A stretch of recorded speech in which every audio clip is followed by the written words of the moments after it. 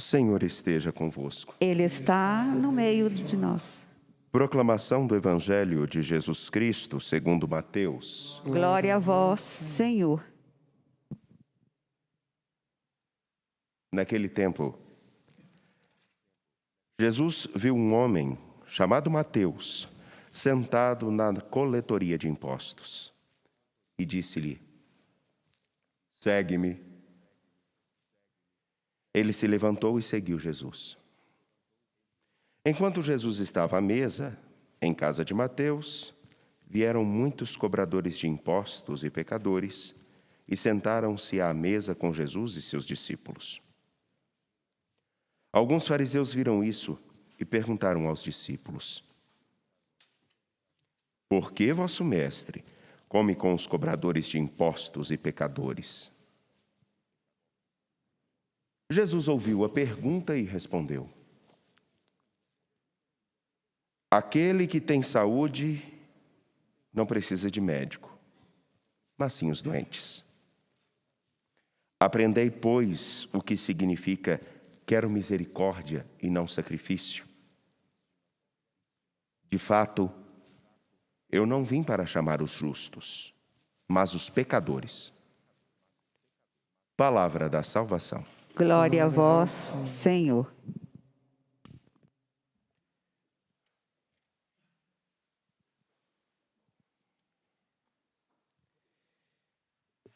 Nesta manhã que nos encontramos para celebrar, neste dia onde lembramos-nos de Mateus, que é apóstolo do Senhor e também evangelista, a quem é atribuído o Evangelho de Mateus.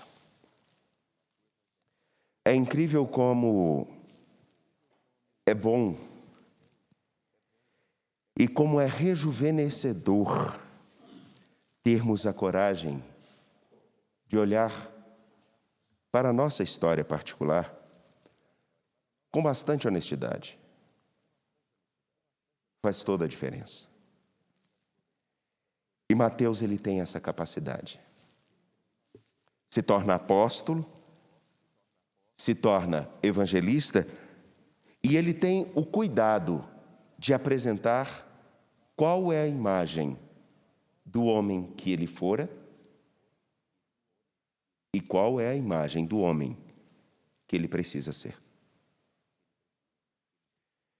Isso só é possível quando se olha com honestidade e com verdade. Mateus narra, no capítulo 9, versículos 9 a 13, o momento do seu próprio chamado, da sua própria vocação. O seu encontro com nosso Senhor Jesus Cristo. E vejam que é uma cena que aparentemente pode passar muito desapercebida. Ele simplesmente diz que ele era chamado Mateus, e Mateus significa presente de Deus. E estava sentado na coletoria de impostos. Isso é um detalhe muito importante.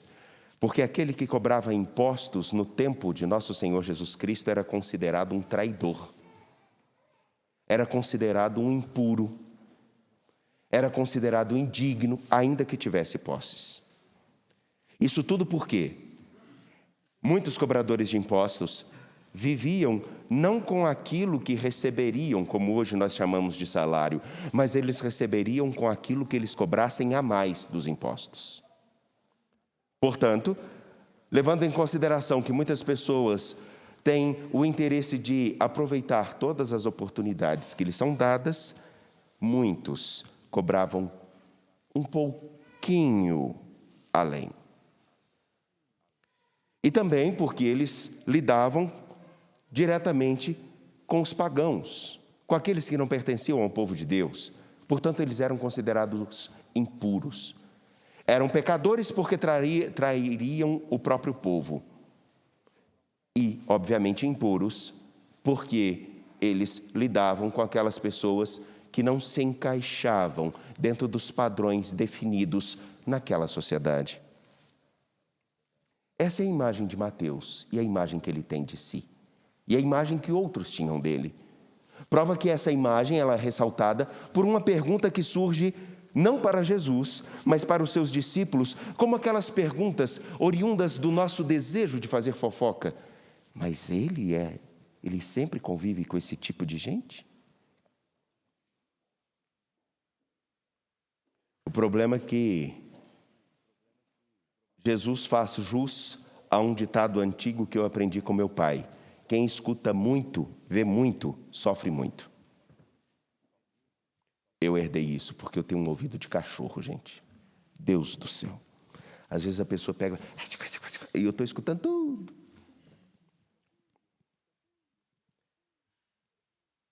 Faz parte. E daí, eles perguntam isso de Mateus, sobre Mateus. Ele tem a consciência plena de que ele não deveria, segundo os padrões da época, ser chamado para seguir Jesus Cristo. Na verdade, Jesus deveria tê-lo deixado por lá, seguindo os padrões daquela época e seguindo os padrões que aparentemente crescem no tempo presente. E a única coisa que Jesus faz, dirigindo-se a Mateus, é: segue-me. Não perguntou o que ele achava, não perguntou o que pensavam dele, simplesmente olhou para ele e disse: segue-me. Isso não é à toa. Isso fala também de um pouco da convicção que podemos nutrir dentro de nós se formos bastante honestos. Qual de nós é realmente perfeito, puro, santo, com todos os meandros interiores de nosso ser e com todas as circunstâncias que envolvem a nossa conduta social, que poderíamos dizer: eu posso estar com aquele que é bom, belo, perfeito, justo? Qual de nós realmente teria condições, com livre consciência, sabendo que fez tudo o que deveria, chegar diante de Deus e não ter nenhuma ponta de alguma coisa do nosso passado que estendesse o dedo e dissesse: mas você é assim?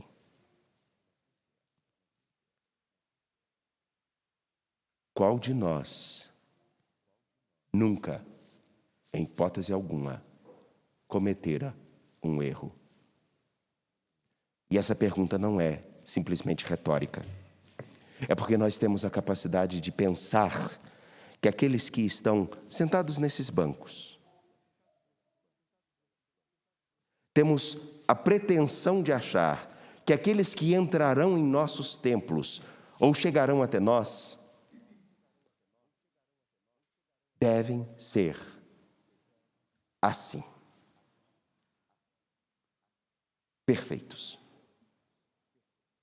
No entanto, que quando vemos alguém errando, cometendo determinados erros, e se é de uma comunidade cristã, a primeira coisa que vem à nossa mente é: mas fulano que fica tanto na igreja? Quem nunca pensou assim? Levante a mão, inclusive em casa. Pois bem, Mateus fala de algo que ele sabe muito bem, que a comunidade cristã, os discípulos de Jesus Cristo, ela não é formada por homens perfeitos, mas pelo contrário. Ele sabe que a comunidade dos discípulos do Senhor é formada por homens e mulheres que foram chamados não por seus méritos, mas por aquele que olha para cada um de nós como um médico olha para o seu paciente, sabendo de sua limitação. Em alguns casos, até sabendo que aquela limitação, aquela enfermidade que ele carrega, pode inclusive ser fruto de um descaso para com a própria saúde.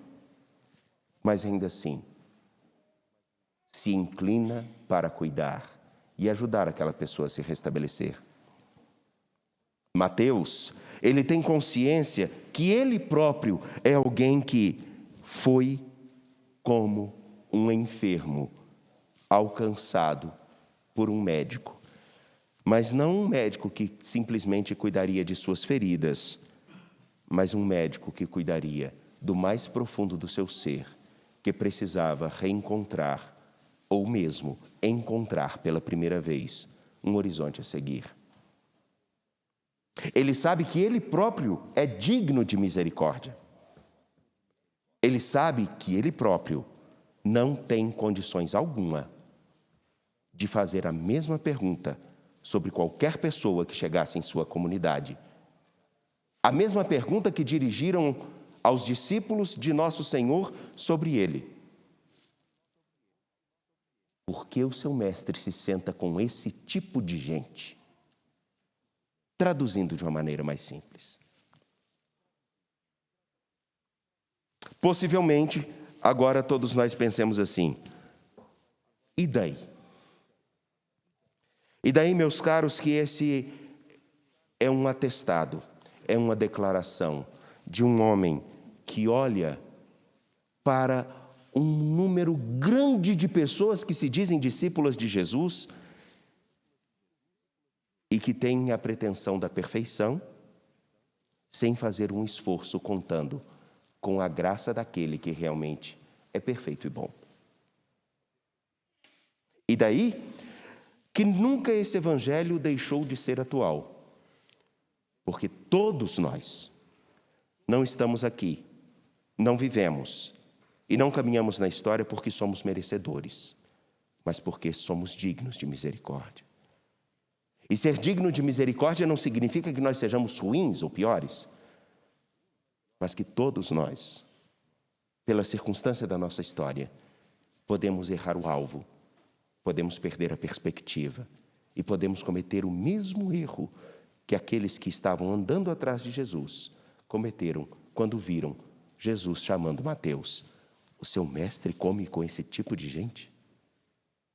Todos nós, eu inclusive. Por isso é tão importante nós lembrarmos daquilo que diz Paulo na carta aos Efésios: eu sou prisioneiro no Senhor. Eu. Porém, escrevo a vocês para se lembrarem de uma coisa fundamental, única.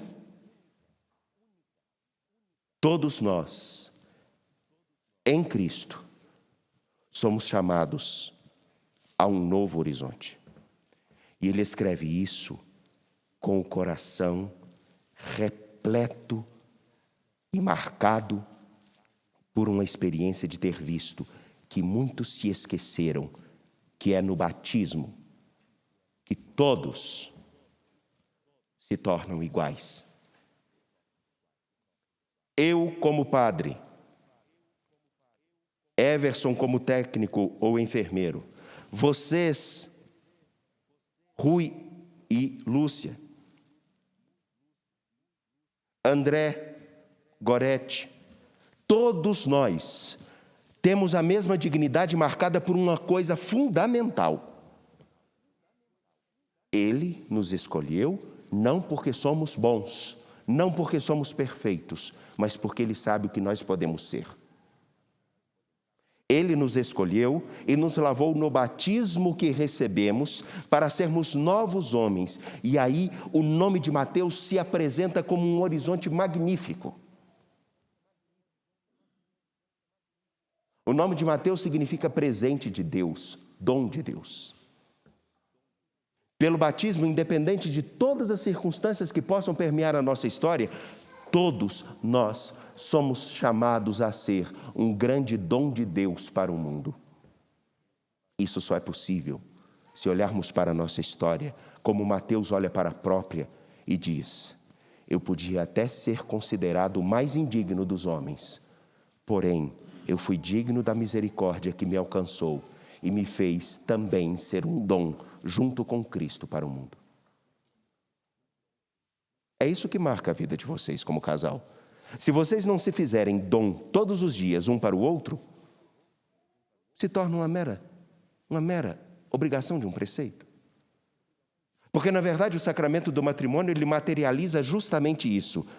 O esposo, amando a esposa, se faz dom de amor para aquele que é amado por ele. E deixa com que aquele que nos amou desde sempre ame o seu cônjuge na sua carne, na sua história, na sua vida. Portanto, meus caros, simplesmente uma pergunta. Você é um dom alcançado pela misericórdia como Mateus? Ou ainda não descobriu isso?